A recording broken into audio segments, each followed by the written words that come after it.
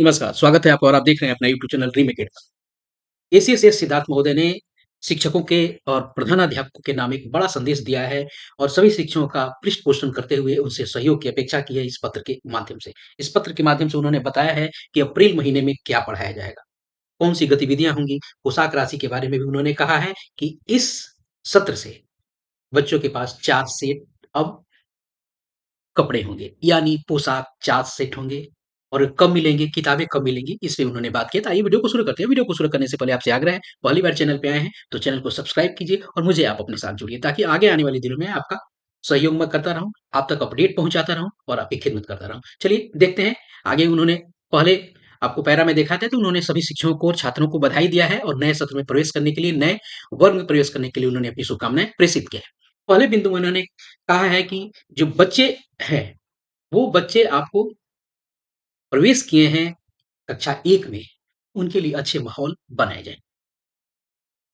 उसके साथ जो भी गाँव के प्रधान हैं, वार्ड के सदस्य हैं, उन सब लोगों से मीटिंग करके और जो बच्चे आंगनबाड़ी में पढ़ रहे हैं, उनको विद्यालय तक लाया जाए। उसके अलावा उन्होंने बताया है कि अप्रैल महीने में सभी बच्चों को किताबें, कॉपी, पेंसिल, पोशाक की राशि उपलब्ध करा दी जा रही है। उन्होंने ये बात ज़िक्र किया। दूसरे बिंदु में उन्होंने कहा है कि क्या पढ़ाना है, सिलेबस के बारे में उन्होंने ज़िक्र किया है। ज़रा दूसरे बिंदु को भी हम देख लेते हैं इसके बुलेट पॉइंट्स को। उन्होंने कहा है कि कक्षा 2 से और कक्षा 8 के सभी छात्रों के लिए प्रथम माह यानी अप्रैल माह में रिवीजन कक्षा चलाई जाएगी। इसमें नए जो म कक्षा में बच्चों को जो किताबें मिलेंगी, उससे संबंधित चीज़ें नहीं चलेंगी।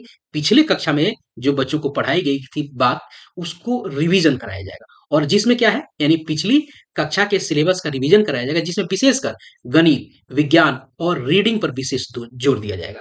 और उन्होंने कहा ये भी बात बताया कि ये जो रिवीजन की कक्षा चलेगी, इसके लिए आपको इसका फीडबैक भी लिया जाएगा और इसकी एक परीक्षा ली जाएगी। पुनः रिवीजन कार्य की परीक्षा ली जाएगी अप्रैल माह के अंत में और ये रिवीजन का जो प्रश्न पत्र है वो ई शिक्षा कोश के माध्यम से आपको उपलब्ध कराया जाएगा, वहां से डाउनलोड करके ये चीजें की जाएगी। उसके अलावा तीसरे पॉइंट में उन्होंने कहा है कि इस वर्ष पोशाक की राशि अप्रैल माह में ही दी जा रही है। उन्होंने यहाँ यह भी बताया है कि मार्च माह में भी पोशाक की राशि दी गई थी वहां, अतः सभी बच्चों के पास अब 4 सेट कपड़े के लिए राशि उपलब्ध है। 2 सेट मार्च में पैसे दिए गए थे, 2 सेट अब दिए जा रहे हैं, ये 4 सेट हो गए। तो बच्चों के पास 4 सेट यूनिफ़ॉर्म के सेट उपलब्ध हो गए। अब बच्चों को यूनिफ़ॉर्म के बिना विद्यालय में आने का कोई औचित्य नहीं है, तो यह अनुशासन बच्चों को सिखाएँ और यूनिफ़ॉर्म में विद्यालय बच्चे आएँ, इसके लिए उन्होंने प्रेरित करने के लिए उन्होंने इस पत्र के माध्यम से शिक्षकों को संदेश पहुँचाया है। आगे उन्होंने चौथे में बिंदु में बताया है कि सभी कक्षाओं के लिए जो पोशाक राशि है और किताब की जो वितरण है, ये अगले 15 दिनों में ये कर लिया जाएगा। उन्होंने यहाँ क्लियर बताया है कि पोशाक की राशि अगले 15 दिनों के में उपलब्ध आपको करा दी जाएगी और साथ ही साथ 1 से 8 की किताबें भी उपलब्ध करा दी जाएगी। उसके अलावा कुछ उन्होंने जो विभाग की तरफ से जो कार्य हो रहे हैं और जो संरचनात्मक सुधार की व्यवस्था चल रही है, उसके लिए उन्होंने कहा है कि जो आधारभूत संरचना है, उसका सर्वेक्षण कराया जाएगा। आपके विद्यालय में चारदीवारी की स्थिति क्या है, शौचालय की स्थिति क्या है, पेयजल की व्यवस्था की स्थिति क्या है, टंकी के साथ सबमर्सिबल पंप की स्थिति क्या है और अतिरिक्त कक्षा के संबंध में क्या स्थिति है। आपके विद्यालय का सर्वेक्षण कराया जाएगा, जो सर्वेक्षण करता जाएँगे, उन्हें आप सही-सही जानकारी दे दें, ताकि मई माह में पूरे राज्य में इन छूटे हुए सभी आधारभूत संरचना को आपको एक साथ स्वीकृत किया जाके उसको सही कराया जा सके। उसके बाद उन्होंने हम सबसे उम्मीद की है, सभी शिक्षकों की उम्मीद की है कि नए शैक्षणिक सत्र में, शैक्षणिक वातावरण में गुणवत्तापूर्ण शिक्षा देने के लिए शिक्षा विभाग का सहयोग करेंगे और बच्चों का भविष्य अपने परिश्रम पर उन्होंने कहा है कि बच्चों का भविष्य जो है आपके परिश्रम पे निर्भर है। किसके? शिक्षकों के परिश्रम पे निर्भर है, प्रधानाध्यापकों के परिश्रम पे निर्भर है।